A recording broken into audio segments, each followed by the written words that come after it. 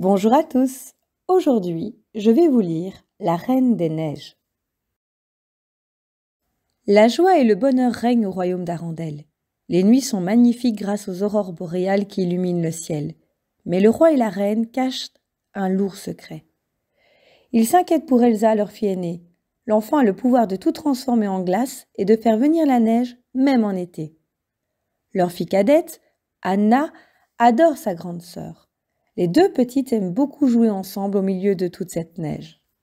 Une nuit, Elsa blesse accidentellement Anna avec son pouvoir magique, en faisant jaillir de la glace de ses mains. Le roi et la reine se précipitent au royaume des trolls avec leur fille pour leur demander de l'aide. Anna guérit, et les trolls avertissent Elsa que ses pouvoirs ne vont cesser de grandir. Il lui faudra alors apprendre à les contrôler. Elsa décide de s'éloigner de sa sœur pour la protéger. Les trolls ont effacé la mémoire d'Anna pour qu'elle ne se souvienne pas de la magie d'Elsa. Le temps passe et les sœurs grandissent, chacune de son côté. Elsa et Anna ne se voient presque plus. Elsa devient reine. Le jour du couronnement d'Elsa, Anna rencontre le prince Hans. Se sentant seule depuis longtemps, Anna est ravie de faire sa connaissance. Les jeunes gens dansent toute la nuit et se plaisent immédiatement. Hans demande alors à Anna de l'épouser. Mais Elsa pense que c'est une décision précipitée et refuse. Les deux sœurs se disputent et de la glace jaillit de la main d'Elsa devant tout le monde. Effrayée de voir son secret révélé au grand jour, la jeune femme décide de partir. Mais alors qu'elle s'enfuit, le royaume tout entier gèle sur son passage. Une fois dans les montagnes, Elsa laisse libre cours à ses pouvoirs. Elle provoque une tempête de neige et crée un palais de glace. Elle peut enfin être elle-même. Pendant ce temps-là, Anna comprend que sa grande sœur s'était éloignée d'elle pour ne pas risquer de la blesser avec son pouvoir.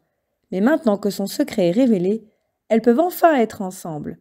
Anna part dans les montagnes à la recherche d'Elsa. Après être tombée de cheval, elle trouve refuge dans un chalet. À l'intérieur, Anna rencontre Christophe, un jeune homme dont les récoltes viennent d'être ruinées par la neige. Il a vu d'où venait la tempête et peut donc aider Anna à retrouver Elsa. Anna se prépare à partir dans la montagne avec Christophe.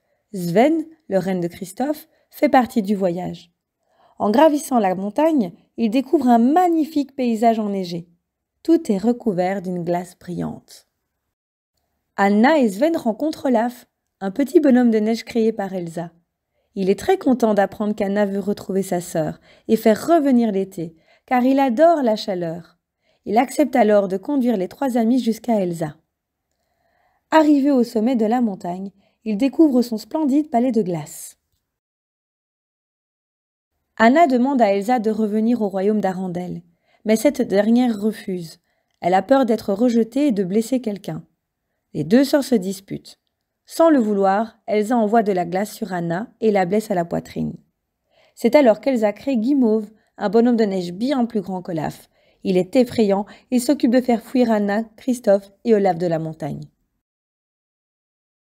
Une fois à l'abri, Christophe se rend compte que les cheveux d'Anna blanchissent. La glace a touché Anna en plein cœur et bientôt, elle sera totalement gelée. Seule une preuve d'amour véritable permettra à son cœur de dégeler.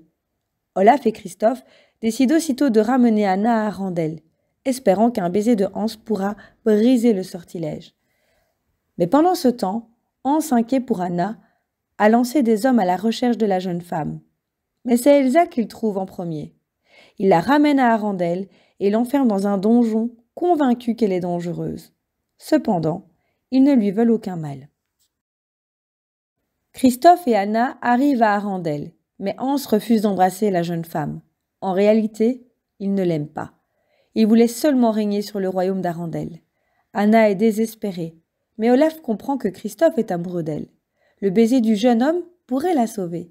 Alors qu'elle s'approche doucement de Christophe, Anna voit qu'Elsa est en danger.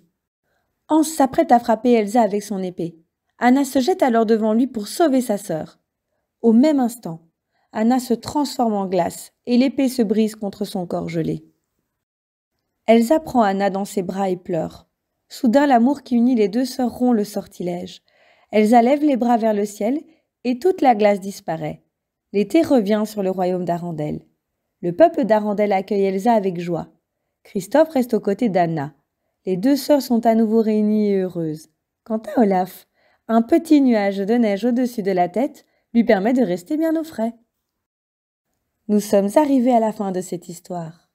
Merci de m'avoir écouté et à très vite pour une nouvelle histoire.